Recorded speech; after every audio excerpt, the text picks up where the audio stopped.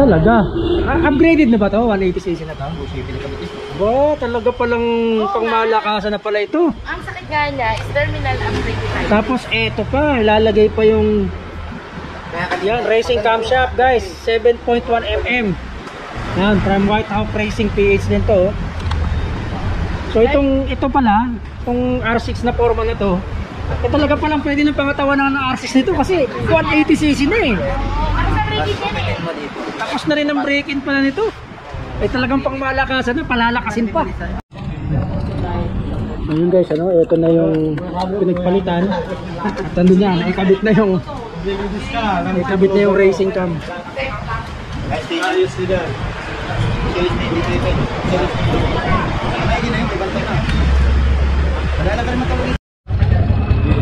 Yan na ba? Yan bomba. Yan bomba. Kakaiba. Wala naman, hindi magano galagutok eh. Ba? Di mamaya, itatakbo mo pa naman eh. Para malalaman. Sipin ng days, pag hindi hindi kaya namin isang linggo. Dalawang linggo lang. Pagkagal mo na. Ano? Yan talaga ang racing setup na. Naka-upgrade din na 180cc.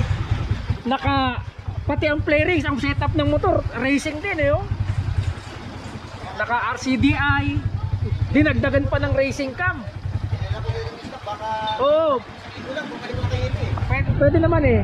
Maganda pala itago mo yung stock para pagkano. Alam mo, pagdating doon sa kanto, namatayan, balik ka na kagad, palitan na natin.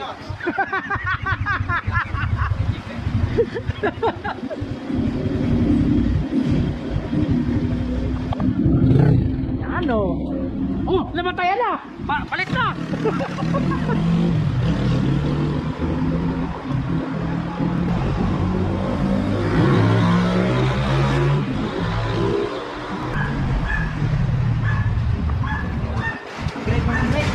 Ha?